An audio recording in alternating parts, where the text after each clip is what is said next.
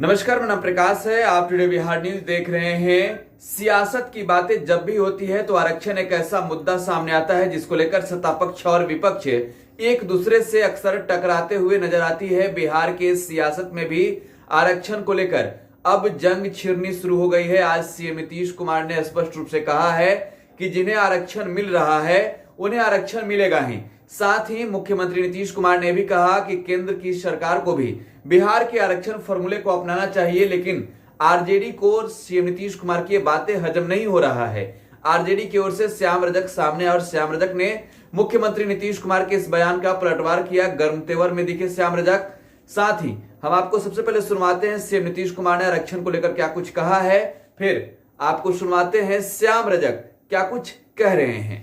आरक्षण को लेकर एक नई बहस देश में छिड़ रही है कि जिन्हें एक बार आरक्षण का जिन्होंने लाभ उठाया उन्हें लाभ नहीं मिलना चाहिए। इस पर एक बहस छिड़ी है सर देश में। नहीं, हमको तो ये पता नहीं है कि ऐसी कोई बहस छिड़ी है कि आरक्षण का लाभ जिनको मिल रहा है उनको नहीं मिलना चाहिए, ऐसी तो कोई बात है नहीं। अपने यहाँ का जो नियम है आप तो जानते हैं बहुत पहले से लागू है, और केंद्र का भी नियम है वह भी पहले से लागू है जो आरक्षण का है। तो जो कुछ भी लोग और आर्थिक आधार पर जो लोग भी, चाहे वो पिछड़ा वर्ग के नहीं थे, अनुसूचित जाति जनजाति के नहीं है, वैसे लोगों के लिए भी आरक्षण का प्रावधान कर दिया गया है। तो मेरे हिसाब से तो ऐसा कुछ नहीं है कि जो आरक्षण का प्रावधान है वो प्रावधान नहीं चलेगा। हाँ, आरक्षण के प्रावधान में कोई परिवर्तन की बात हो, जैसे दिल्ली, हम लोगों के यहाँ तो जो पिछड़े वर्ग के लिए आरक्षण है उसमें पिछड़ा वर्ग और अति पिछड़ा वर्ग दो अलग आइडेंटिफाइड है।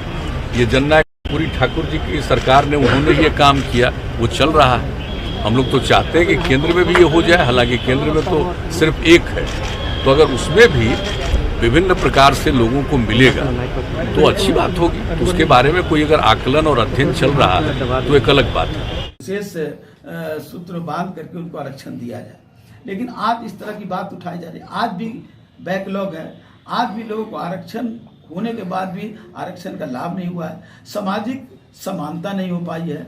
आज भी शैक्षणिक रूप से जो दलित के बेटे हैं, दलित के लोग जो बच्चे हैं, वो सही रूप से शैक्षणिक व्यवस्था को वो उसका उपयोग नहीं कर पा रहे हैं, क्योंकि बड़े लोगों के बेटे तो प्राइवेट स्कूल में जा रहे हैं, गरीब का बेटा उसी सरकारी स्कूल में पढ़ रहा है जहाँ शैक्षणिक व्यवस्था जर्जर है। तो इस तरह से एक तरफ आप जर्जर लोग को पढ़ाइए और एक तरफ बड़े लोग उस स्कूल में पढ़ाइए, और आप कहिए कि आरक्षण खत्म कर दिया जाए या आरक्षण में संशोधन कर दिया जाए। ये सरासर बाबा साहब भीमराव अंबेडकर के गाल पर करारा तमाचा जनता दल यू ने मारा है, और ये करने का काम किया है कि जनता दल यू बराबर आरएसएस के दबाव में अपनी वक्तव्य को बोलने का काम कर रहा है।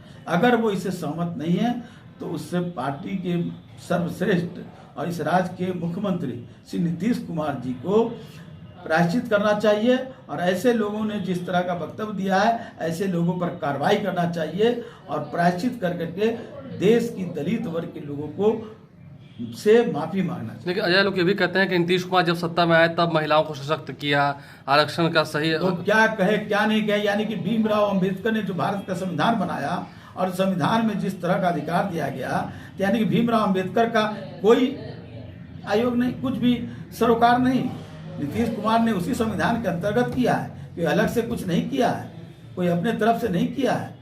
हम लोग सब लोग उसमें साथ रहे।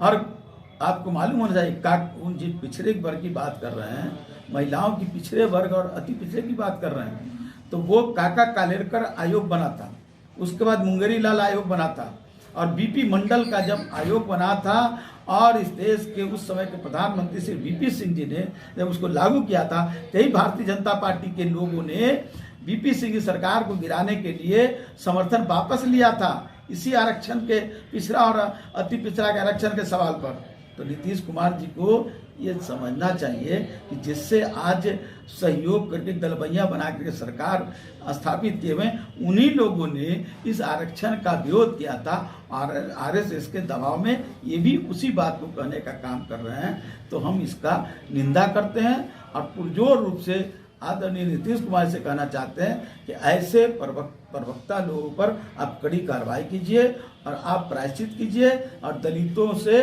माफी मांगने। तो आरक्षण को लेकर बिहार में भी जंग छिड़ी है।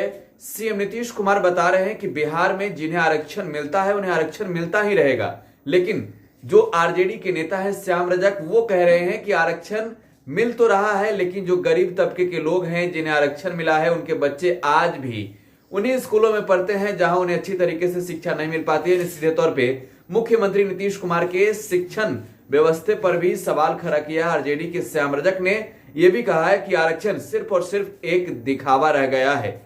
आप टुडे बिहार न्यूज के साथ बने रहें, लगातार यहाँ खबरों का सिलसिला जारी है। धन्यवाद।